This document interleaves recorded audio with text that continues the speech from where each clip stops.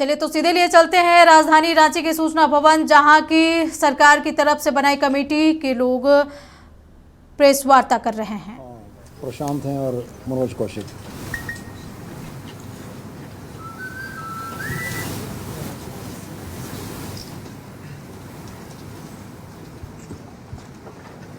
Finance secretary और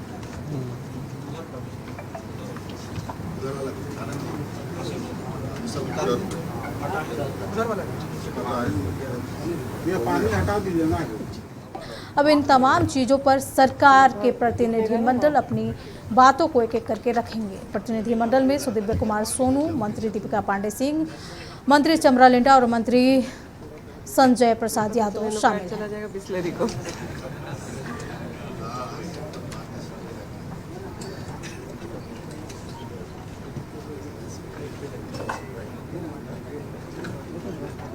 बता दें कि लगातार 3 दिनों से छात्र के प्रतिनिधिमंडल और सरकार के प्रतिनिधिमंडल के बीच वार्ता हो रही थी। तीसरे राउंड की वार्ता में भी छात्र संतुष्ट नहीं दिखे। उनके कुछ मांगों पर सरकार ने असहमति जताई है, लेकिन छात्र सीबीआई जांच की मांग पर अड़े हुए हैं और उनका ये आंदोलन अब आगे भी जारी रहेगा। बस 2 मेंबर और आ रहे हैं।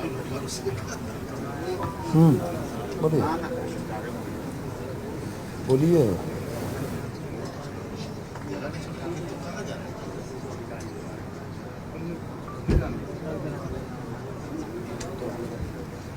तो बता दें कि अब से थोड़ी ही देर बाद प्रेस वार्ता शुरू होगी और सरकार अपना स्टैंड क्लियर करेगी कि उन्हें आगे क्या करना है और आगे क्या कुछ होगा।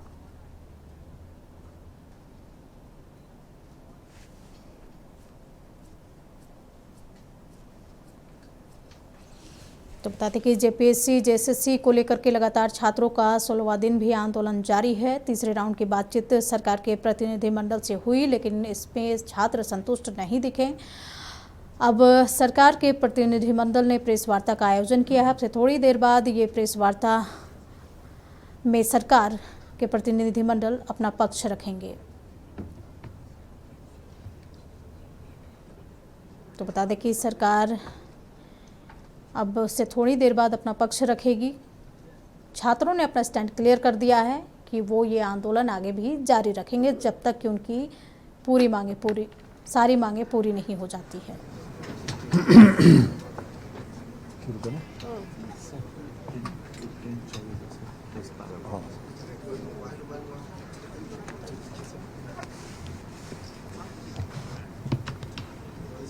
तो बता दें कि लगातार 3 राउंड की बातचीत हुई। सभी पत्रकार साथियों को जोहार। मंडल के बीच सुनिए सुदिव्य कुमार सोनू। सभी पत्रकार साथियों को जोहार।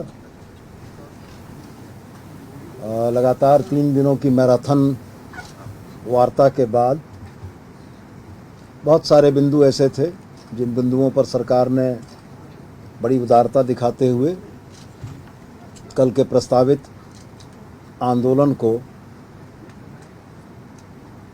बच्चों को उस आंदोलन को न करने का प्रयास किया। लेकिन ये बड़ा दुर्भाग्यपूर्ण रहा कि इन तमाम प्रयासों और कोशिशों के बाद भी बच्चे पूरी तरीके से सहमत नहीं हुए। अगर बिंदुवार चर्चा मैं करूं तो जिन बातों पर लगातार इन 3 दिनों के अंदर में चर्चा हुई थी, उसमें प्रमुख बिंदुओं को 3 भागों में बांटा गया था। पहला बिंदु जांच से संबंधित था, दूसरा बिंदु संदिग्ध परीक्षाओं के कैंसिल करने या रद्द करने से संबंधित था, और तीसरा बिंदु रिफॉर्म्स का था कि जिन चीज़ों के चलते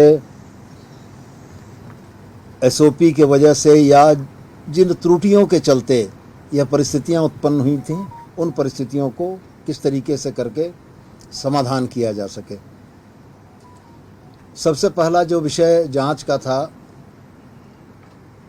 14वीं जेपीएससी में गड़बड़ियों के संकेत मिलने के साथ ही राज्य सरकार ने माननीय मुख्यमंत्री के निर्देश पर बहुत त्वरित कार्रवाइयाँ की, छापे पड़े, डिजिटल और दस्तावेजी सबूतों को जब्त किया गया, संदिग्ध लोगों को पूछताछ के उपरांत हिरासत लेकर न्यायिक हिरासत में भेजा गया।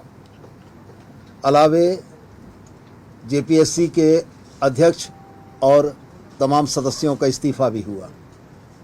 साथ में राज्य सरकार ने यह भी महसूस किया कि चूँकि मामले और विस्तार से बढ़ते चले आ रहे हैं, तो वैसी स्थिति में अब 14वीं जेपीएससी के घपलों की, गलतियों की, घोटालों की जांच सीआईडी करेगी और साथ में हम ईडी को भी एक आग्रह पत्र देंगे कि ईडी भी इस मामले में जांच में शामिल हो और कोई भी दोषी न बचे।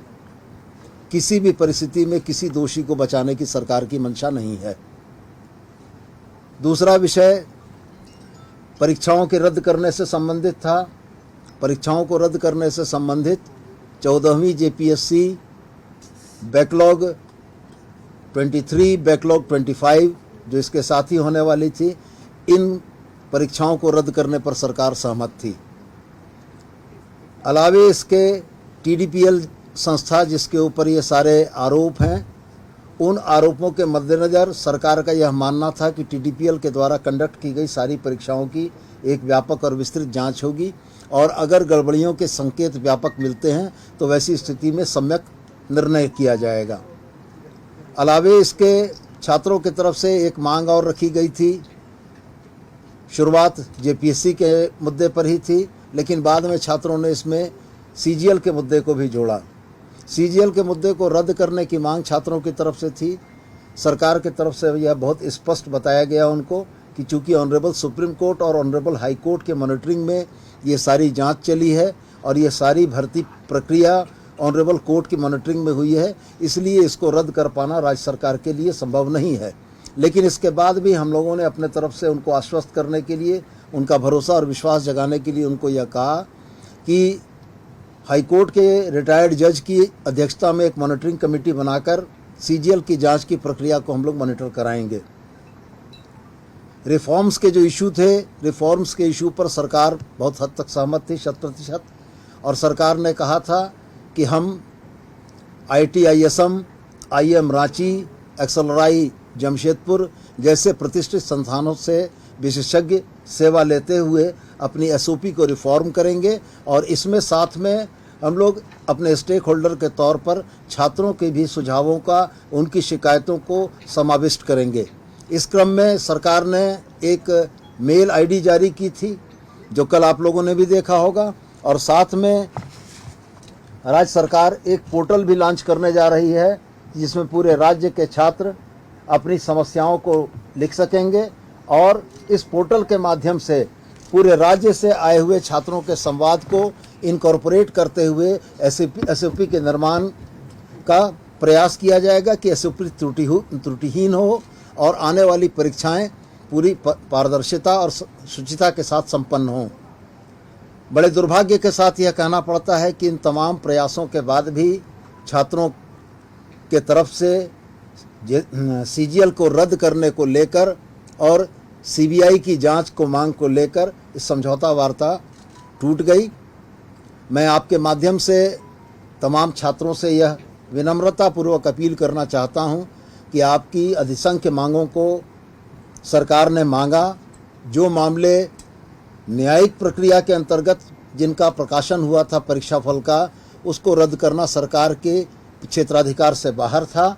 यदि इस संबंध में ऑनरेबल कोर्ट का कोई डायरेक्टिव आएगा तो वो सरकार निश्चित रूप से उसको मानेगी।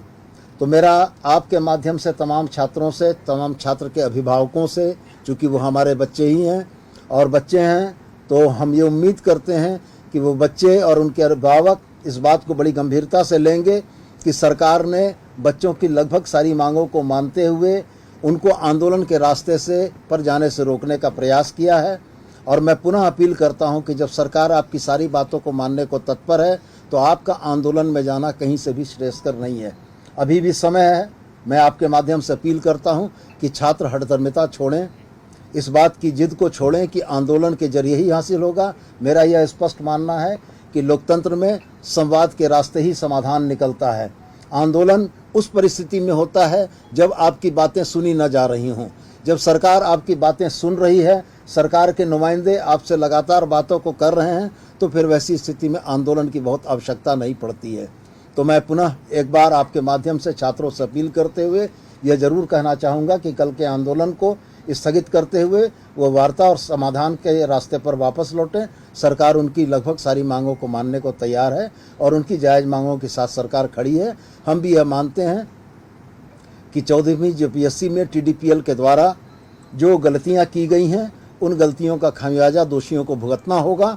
हेमंत सोरेन की सरकार कठोरतम कार्रवाइयों से पीछे नहीं रहेगी और आने वाले दिनों में ये एक राज्य नज़ीर प्रस्तुत करेगा कि हमने अपनी परीक्षा व्यवस्था, परीक्षा की प्रणाली को किस तरीके से सुदृढ़ किया है कि ऐसे सवाल न उठ सकें। बहुत बहुत धन्यवाद। सर, छात्रों का अड़चन कहाँ पर आई वार्ता के दौरान? 4-5 राउंड बाकी हुई, किस मुद्दे पर उनका ये था? मैंने आपको स्पष्ट कहा कि छात्र सीजीएल को रद्द करने की मांग कर रहे थे और सरकार का कथन यह था कि चूँकि ऑनरेबल सुप्रीम कोर्ट और ऑनरेबल हाई कोर्ट के मॉनिटरिंग में ये परीक्षाफल का प्रकाशन हुआ है, अभ्यर्थियों को नौकरी मिल गई है और वो नौकरी कर रहे हैं, वैसी स्थिति में सरकार का बगैर वैध कारणों के परीक्षा को रद्द करने का निर्णय निश्चित रूप से न्यायिक समीक्षा के दायरे में आता, इसलिए सरकार यह करने में असमर्थ थी। मंत्री जी, क्या मानिए कि डायलॉग कब खत्म हो गया, ये अभी भी गुंजाइश है? मैंने अपील की है छात्रों से, छात्र के अभिभावकों से कि आंदोलन के रास्ते की जगह संवाद के माध्यम से समाधान का रास्ता चुने, यही ज़्यादा बेहतर है। लोकतंत्र में इसकी सर्वाधिक जरूरत भी है। एक मेल जारी हुआ है सर, उसमें कुछ फीडबैक आ रहा है जो बच्चे आंदोलन में आना शुरू हो गया है और आज ये पोर्टल भी हम लोग जारी कर रहे हैं जिसमें सिर्फ मोराबादी या सिर्फ रांची न बल्कि पूरे झारखंड के बच्चों से हम फीडबैक लेंगे और उन बच्चों के फीडबैक को इनकॉर्पोरेट करते हुए हम लोग अपनी एसओपी का निर्धारण करेंगे और परीक्षा व्यवस्था को पारदर्शी और सुदृढ़ बनाएंगे। सर, 14वीं जेपीएससी का पिछली क्या उस पर क्या फैसला हुआ? रद्द करने की बात हो रही है, कई जगहों पर खबर भी चली है कि रद्द हो गई पीटी वाली। एक एक करके पूछेंगे तो बेहतर रहेगा। वही है, 14वीं जेपीएससी को लेकर क्या कंक्रीट फैसला हुआ है? हमने तो बताया आपको कि 14वीं जेपीएससी और बैकलॉग को रद्द करने पर सरकार ने सहमति प्रदान की है। सर, ईडी जांच की बात आप लोगों ने मानी है, ईडी को इसमें इंटरव्यू कराएंगे, तो किन मुद्दों पे ईडी आएगी सर? जांच के दो पहलू हैं, एक क्रिमिनल कॉन्स्पिरेसी का है, निश्चित रूप से वो जांच हमारी सीआईडी करेगी, और जहां फाइनेंशियल इम्प्लीकेशंस के इशू हैं वो हम समझते हैं कि ईडी उसको बेहतर देगी। अंदेशा है कि इसमें मनी लॉन्ड्रिंग जैसी चीज भी है? अब ये नहीं कहा जा सकता है, लेकिन छात्रों की मांग थी कि केंद्रीय एजेंसी के द्वारा जांच कराई जाए, तो हम लोगों ने यह माना कि केंद्रीय एजेंसी के जांच का विषय अगर आता है तो छात्रों को इससे ज़्यादा विश्वास अर्जित होगा।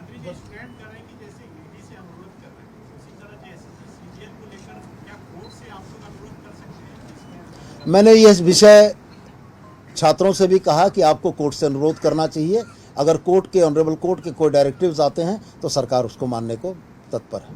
बच्चों का कहना है कि हठधर्मिता हम लोग नहीं कर रहे, सरकार कर रही है।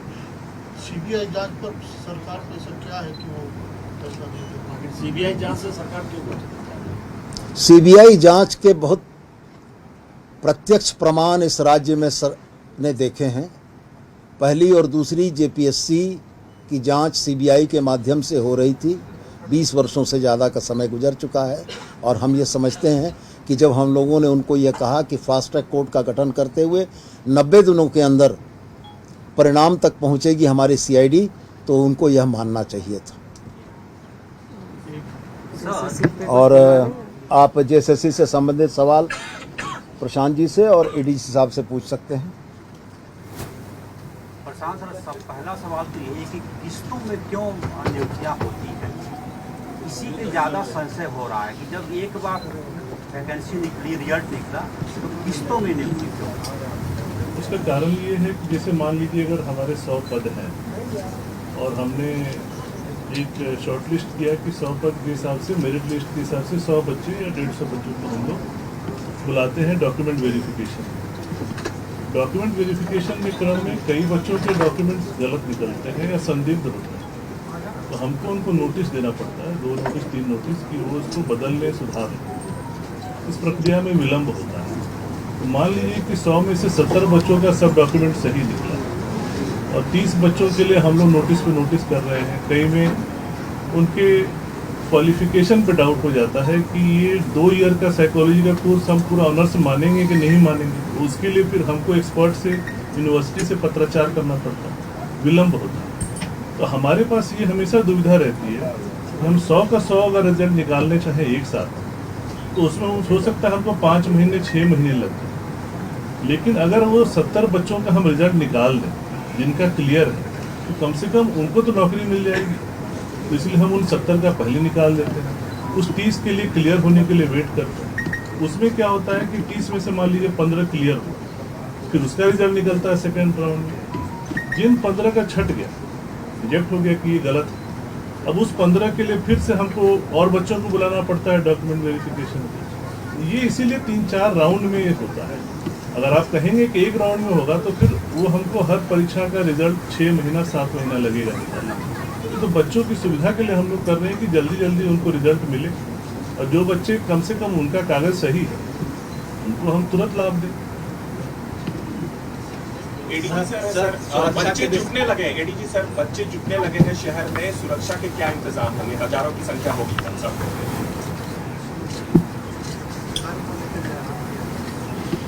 देखिए, कल की जो डिक्लेयर्ड बंदी है उसके लिए जो भी सुरक्षा के इंतजाम हैं वो किए जा रहे हैं वैसे, परंतु ये सुरक्षा के जो भी इंतजाम हैं वो पूर्णतः किए जा रहे हैं। पर मेरा आप सभी के माध्यम से सभी छात्रों से, उनके अभिभावकों से, जैसा माननीय मंत्री जी ने अनुरोध किया है कि इस गतिरोध को उनको छोड़ना चाहिए, परंतु फिर भी अगर ये विधानसभा घेराव वाला कार्यक्रम जो है रहता है, उसमें हम लोग की सुरक्षा के माध्यम से पूरे इंतजाम करें। और निर्देश यही है कि किसी भी तरीके से किसी भी छात्र को अधिक ना हो, किसी के साथ में किसी तरह की भी कोई कार्रवाई ना हो, उसी पे जोर रहेगा। तो उनसे अनुरोध है कि अगर घेराव करना भी है तो पूर्णतया शांतिपूर्ण तरीके से। अगर इन्वेस्टिगेशन की बात करें तो क्या आप अश्योर कर पाएंगे उन बच्चों को कि क्या उनको भरोसा आप पर जागृत हो दोबारा से, क्योंकि बाकी सीबीआई कर रहे हैं लगातार, सीआईडी कैसे उनका भरोसा जीतेगी? इन्वेस्टिगेशन पर बच्चों का भरोसा टूटा। देखिए, जब से सरकार का आदेश आया, बिना एक भी घंटा वेस्ट किए हुए सीआईडी ने अपनी कार्रवाई शुरू की, और उसके बाद से अभी तक की जो भी प्रोग्रेस रही है वो प्रेस रिलीज के माध्यम से, आप लोगों के माध्यम से सब तक पहुंचा है। 19 अभियुक्तों की गिरफ्तारी हो चुकी है, बहुत सारे डिजिटल एविडेंस कलेक्ट हो चुके हैं। मैं यहाँ भी एविडेंस की समीक्षा के क्रम में आपको नहीं बताना चाहूँगा, क्योंकि वो बहुत सारी चीज़ें जो हैं वो हम लोग की इन्वेस्टिगेशन। बड़ी खबर आपको बता रहे हैं, जहां 3 दिनों के मैराथन वार्ता के बाद से सरकार के प्रतिनिधिमंडल ने प्रेस वार्ता किया। सरकार अभ्यर्थियों की सभी मांगों को मानने को तैयार। सुदिव्य कुमार सोनू ने ये बड़ा बयान दिया है। उन्होंने कहा कि सरकार सभी मांगों को मानने को तत्पर है। सरकार जो छात्र आंदोलन कर रहे हैं उन्हें अपनी जिद छोड़नी चाहिए और आंदोलन को वापस लेनी चाहिए। तो बड़ी खबर आपको रांची से बता रहे हैं, जहां अभ्यर्थियों से आंदोलन छोड़ने की मांग की गई है। सरकार के प्रतिनिधिमंडल ने प्रेस वार्ता कर अपना स्टैंड क्लियर किया है। उन्होंने कहा है कि उन्होंने बच्चों की सारी बातें मान ली है, लेकिन सीजीएल जहां पे फंस रहा है सीबीआई जांच की मांग को लेकर, वो ऑनरेबल कोर्ट के अधीन हुआ था। तो अगर छात्र कोर्ट से ये मांग करते हैं और कोर्ट का जो आदेश आएगा उसको मानने के लिए सरकार तैयार है।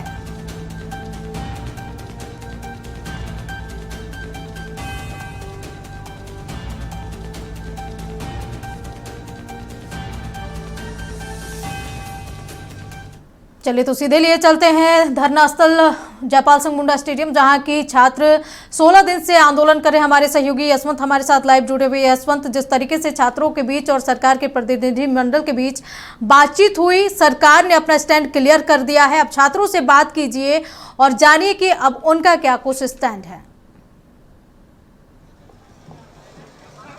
बिल्कुल, देखिए, बिल्कुल अंजना, देखिए 5.5 घंटे जो है बैठक चली। सरकार के जो है सदस्य और जो छात्रों का प्रतिनिधि था वो 5.5 घंटे जो है इस बैठक चली, लेकिन इस बैठक में जो है बात नहीं बन पाई है। हमारे साथ छात्र हैं, अभी जो है जो समिति के जो मंत्री हैं, चारों मंत्री, उन्होंने प्रेस कॉन्फ्रेंस किया और ये जानकारी दी कि छात्र का जो भी डिमांड है हमने उन्हें पूरा करने का काम किया, लेकिन छात्र नहीं मान रहे हैं। ईडी से जाँच की भी बात कही जा रही है कि वित्तीय लेन देन की ईडी भी जाँच करेगी, लेकिन सीबीआई जाँच पर आप लोग अड़े हुए हैं, क्यों?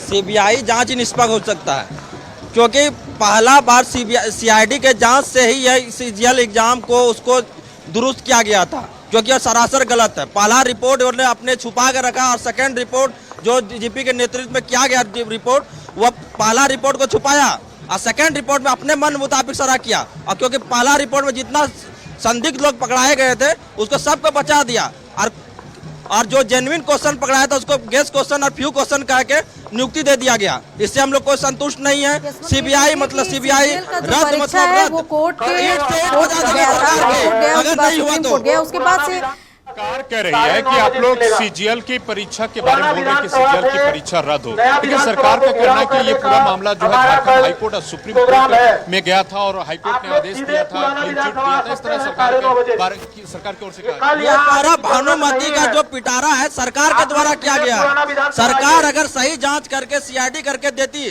तो आज ये दिन देखना नहीं पड़ता हम लोग को, क्योंकि सरकार ही पहला रिपोर्ट को छुपाया था। आज सरकार का छात्रों से बात कीजिए और उनसे भी जानिए जिस तरीके से सरकार के प्रतिनिधिमंडल ने प्रेस कॉन्फ्रेंस कर छात्रों से आग्रह किया है कि वो अपना आंदोलन वापस लें। जो भी मांग है वो पूरा किए, लेकिन सरकार विद्यार्थी नहीं मान रहे।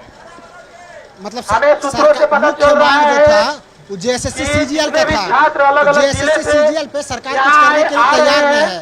इसलिए देखिए वार्ता जो हो रही थी तो कितने अच्छे तरीके से हम एक भी जगह मांग में जो छात्र का मंच था उसमें एक भी जगह मांग में रेजिग्नेशन नहीं था। हम लोग बस रिफॉर्म मांग रहे हैं, वो भी सरकार रिफॉर्म करने के लिए तैयार नहीं है। रिफॉर्म आप जो गलत हुआ पहले उसको रद्द कीजिएगा, फिर जांच कीजिएगा और रिफॉर्म कीजिए। यही के बारे में कहा जा रहा है कि जो एक साइड XXX जो है और IM के द्वारा जो है रिफॉर्म किया जाएगा। रिफॉर्म के बारे में तो सरकार मानी नहीं गई है, आप रद्द कीजिएगा, जेएसएससी सीजीएल जिसमें गलती हुई उसको रद्द कीजिएगा।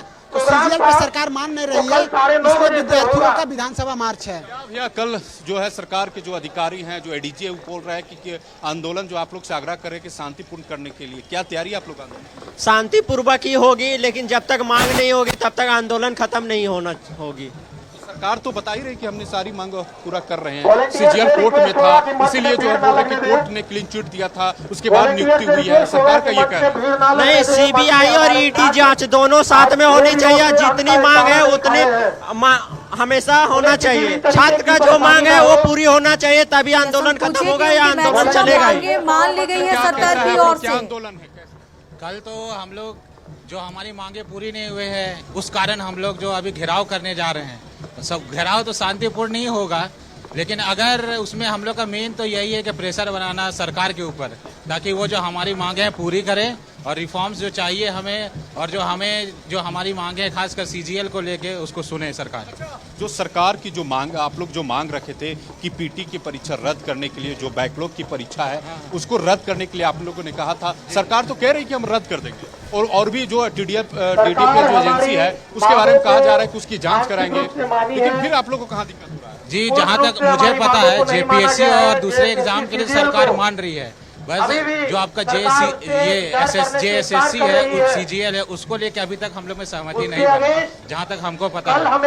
इस कारण हम लोग ये कर रहे हैं, ये विधानसभा का घेराव करने का जो हम लोग का मूल है। हम लोग चाहते हैं कि सीजीएल की परीक्षा रद्द, सीजीएल, जेपीएससी और आपका फॉरेस्ट में भी फिर आपका शिक्षक जो शिक्षक के जो बहाली हुआ था, आचार्य असिस्टेंट शिक्षक का, टीचर का, उसमें भी है लिप्त है। तो केवल जेपीएससी को नहीं देखा जाए बल्कि जेएससी सारा कुछ देखा जाए। सीजीएल परीक्षा रद्द हो, जो DDPL जो भी परीक्षाएं आयोजित की है उसको रद्द करने की बात करे। सरकार कह रही कि जांच करेंगे, इससे काम नहीं चलेगा। चलिए रसवंत, छात्रों से बात कीजिए, नजर बनाए रखे, आपके पास लौटेंगे।